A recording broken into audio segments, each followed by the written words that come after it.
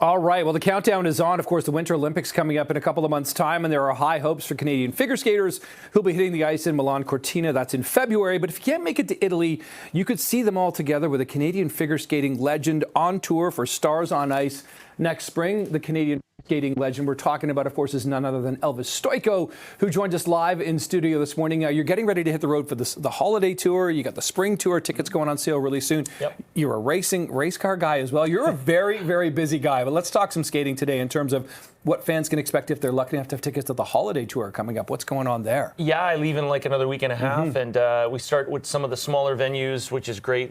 Sydney, Nova Scotia, PEI, and Kingston, Sudbury, and right across Canada, we got 8 shows, which is a lot of fun. I mean, skating is synonymous with the holidays, so yes, it's great to have that. Katerina Gordieva is coming back. Nam Nguyen's skating with us. Gracie Gold. There's a great international cast, and just really excited to be a part of that. And then again, the big tour after Olympics, which is going to be in the spring. Yeah, it's amazing because you really will be able to pick up on the sort of excitement likely of what Canadians will do on the ice in Milan Cortina, and then get the spring show coming up here. I'm curious because you mentioned, Elvis, that international component to these shows that you're a part of and have been consistently a part of. Are they knocking on the door to be in this? How does the recruitment, or do they recruit themselves? How does that all come about, or do you even know? Well, it's fan favorites. Like there's so many different great names that come into us for the tour, and usually IMG picks the ones that are the fan favorites that people really connect with. Yeah. And it's an amazing spot for us because we have great Canadians, which is wonderful. But Canada always supports the other skaters from around the world. They always feel at home being in Canada. And that's one thing that a lot of the skaters that they come in and compete and do shows in Canada, they always feel really welcome. And you know what I really love about this is there's nothing specifically on the line at your events. It's really pure entertainment. It's skaters going out there. They've got some amazing performances and routines that are down here, but they're not getting medals at the end. They just get the enjoyment, the fan experience. Like, that must be different, right? From competitive to performing and basically straight up entertaining. Yeah, and being an artist, you want to try different things, and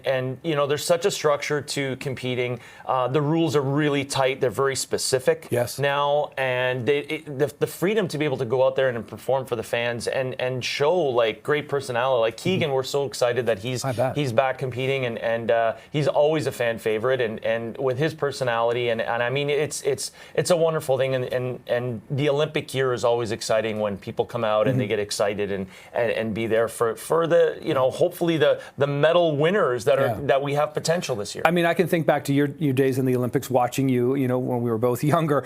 What's it like these couple of months away from the start of the games? What's the mindset like of a figure skater or an athlete just in general? This close, 85, 90 days away from the games. Yeah, this is the ramping up point where it's starting to come up to that point where you're just hitting the peak. And the timing's really important. If you peak too early or peaking late, it's all about that timing. And right now, it's really ramping up. And I mean, everyone, you think about Christmas and stuff. I remember every year, every time I was competing at Olympics, this was a really important time in this next month or so with the training and the preparation. How much does a Christmas potentially throw a wrench into that? Because Christmas is in many cases about maybe overindulging on a little food, maybe a little bit of drink.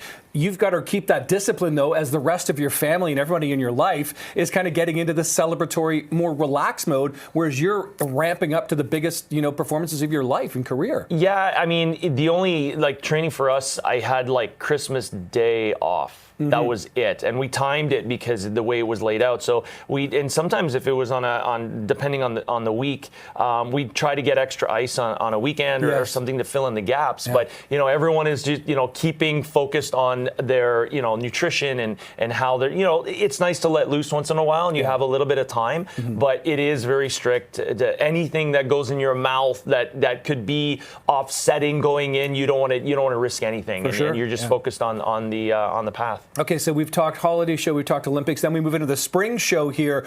Those tickets are going to go on sale, I think, very soon here. What can people look forward to spring-wise? Because you're hitting some pretty big arenas. Yeah, so we're hitting all the big venues again, and right across Canada. We got 13 shows. We usually do about 10, but Olympic year is always really big. Okay. And we're adding a few more. And the tickets go on sale tomorrow, which is exciting. And you know, with Piper and Paul and Deanna and Max, Keegan being there, we have some hopefuls for some medals, which is great. And they're the veterans, and it's going to be wonderful to see for Canada, and very, very excited. What's it like? You know, you're obviously an accomplished athlete. You're martial artist as well, race car. You know, you're still in very good shape, but I'm sure you can't do what you were doing, you know, 25, 30 years ago at the games, but you still want to push yourself. How do you strike that balance at this point in your career? Yeah, I mean, the car racing is great because that's my way to have that outlet in competition, and I can physically do what I need to do, and I can have a long career in that. Skating, I mean, it's a young person's sport to compete. I'm very lucky that I'm still doing what I'm doing at my age, and my body's still doing it, and it's just about nutrition, being smart about, you know, health, all those things, and you know, I'm again very, very you know, grateful that it's still going. Well, you've definitely kept yourself in good shape. All those trees you're cutting down on your property still, that's probably helping you as well. Yeah, absolutely. Hey, Elvis, always a pleasure. Good to see you again. Have a great Christmas and a great holiday show and everything else. Good to see you. Good to see you. Okay, take care.